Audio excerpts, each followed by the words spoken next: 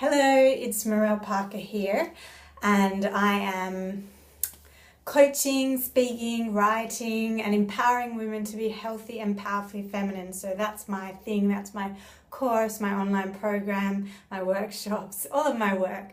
And today I'm going to talk about my journey with my body and with my weight loss or body obsession. It's not something that I talk about that much. I have talked about it a lot in the Healthy and Powerfully Feminine course, but I haven't shared so much publicly because I'm not a health coach or a nutritionist. But what I see is that as women, we need to have this awesome relationship with ourselves and with our bodies.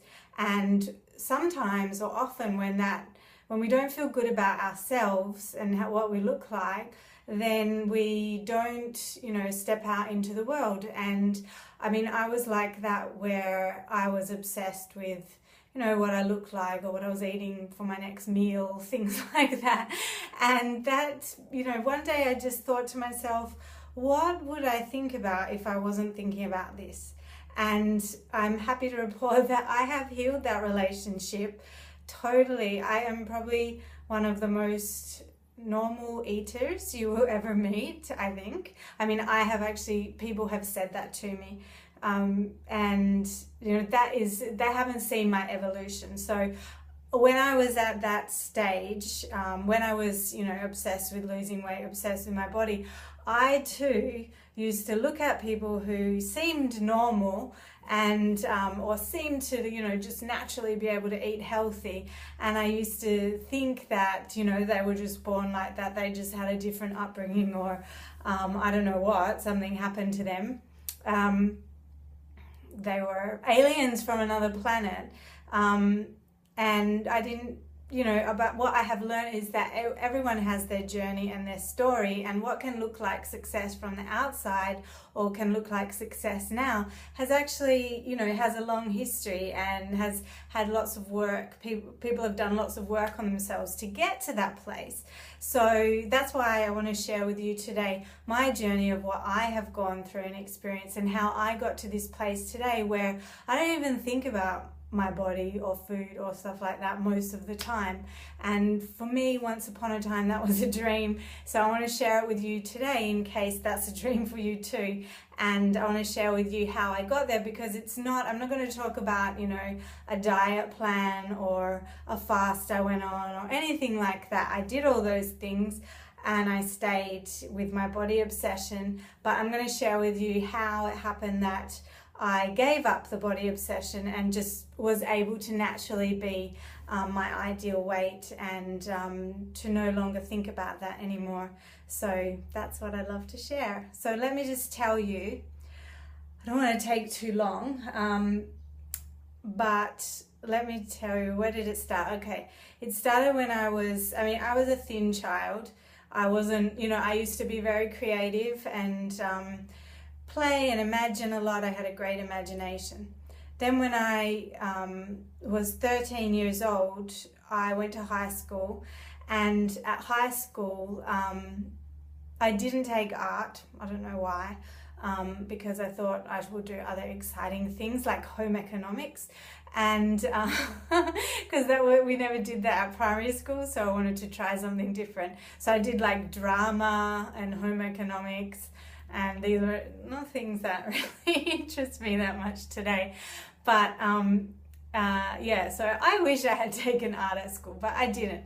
Anyway, it all added up to this journey. So I remember on my first assignment for social studies, it was about the volcano Krakatoa, and I drew a volcano, I decorated it all really nicely, and I thought that I would get a really good mark, because when I was in primary school, year 7, you were rewarded good marks for your presentation. I used to spend hours drawing elaborate borders around my assignments. So I'll just take a drink. So when I got that assignment back, written on the front cover was, "We don't do this anymore." And I felt so embarrassed. I felt ashamed, you know, that I was acting like a child and I was supposed to be an adult now at high school. And so that was kind of when I cut off that side of myself and I stopped, you know, being creative. I didn't think that there was any place for that anymore. So I stopped being creative, and instead what I turned to was my body and perfecting that. Maybe that was my creativity being expressed. But so I did grooming and deportment classes and after school, and I used to buy Supermodel magazine and, you know, Clio and Cosmo and all those women's magazines then that had me looking and trying to perfect myself. When I was 14, I remember in the summer holidays, I didn't really have many friends because I had moved high school to a different, not to the high school where the other people from my primary school went to. So yeah, during that holiday, I remember between maybe 13 and 14, I used to go with my mum down to the shops and I'd hang out at the health food store and I would buy Brazil nuts and eat them while watching Oprah. And and I started to put on a lot of weight. So I, you know, this body obsession kind of spiraled then because I was, you know, putting on weight naturally as a teenager, and I was also, you know, for just focusing on food. I used to go to the library and read cookbooks at lunchtime and then go home and tell my mum that I hated my school, I didn't have any friends, I needed to move to the other high school. So just things like this.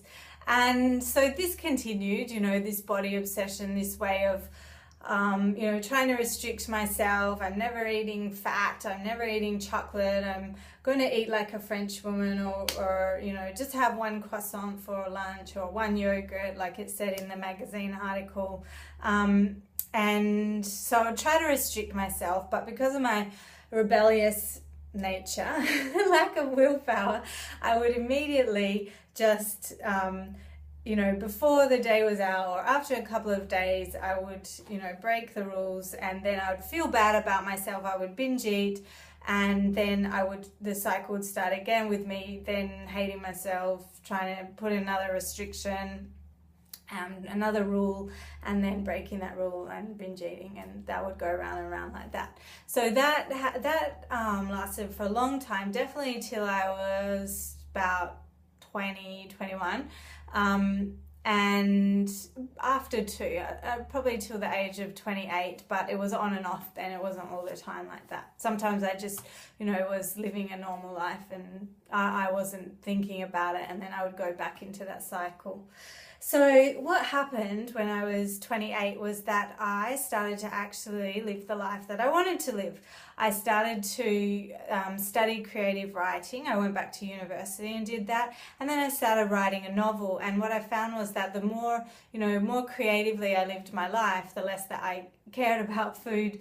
You know, when I was being creative, I was happy with that and I wasn't thinking about food. And then the more that I learned over doing personal development work, the more that I learned to feel my emotions rather than eat them, the more that I was able to just be my natural weight with ease, you know. So I'm someone who has been, you know, I lived in New York and I went to dance school 6 days a week. When I was 25, I put on weight. And I know I know that's because my body was hanging on to fat because of the cortisol that was being released. My body was under stress, maybe from too much exercising.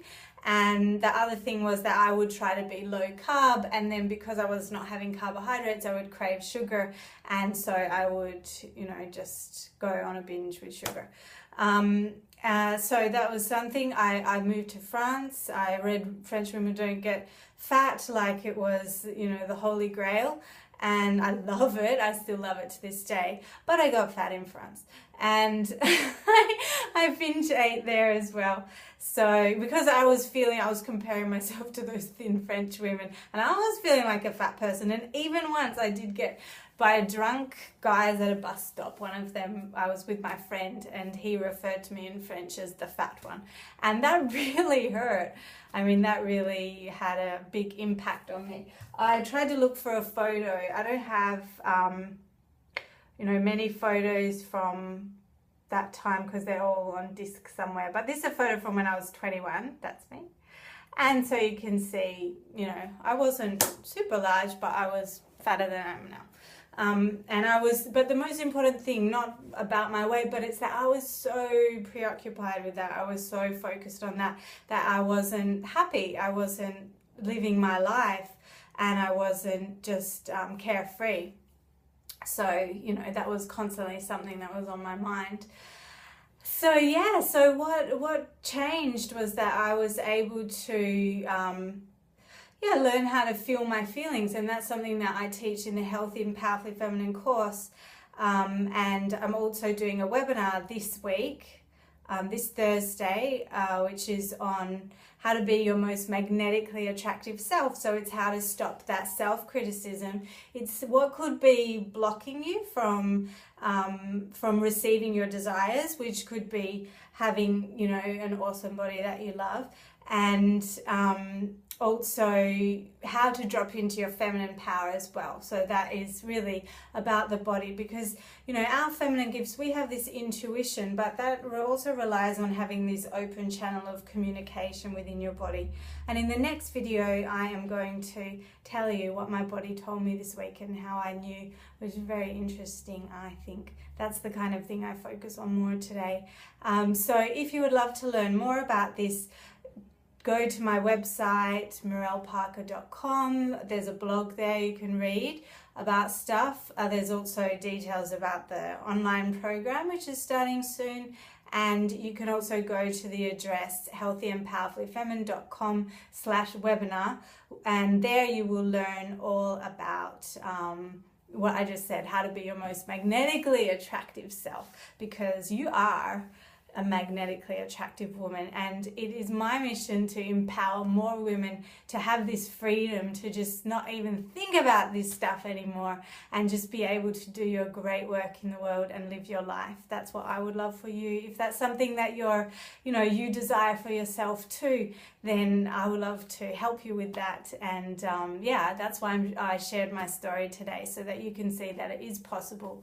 I even had my French roommate say to me that I was the most normal eater that she had ever, that was around, I don't eat totally healthy all the time, I love chips, potato chips, I eat them several times a week, but I'm just not obsessed with it anymore. I don't, put on weight, like few kilos here and there. Probably I never weigh myself, but just I can feel it within the month that my body goes up and down, and that's normal.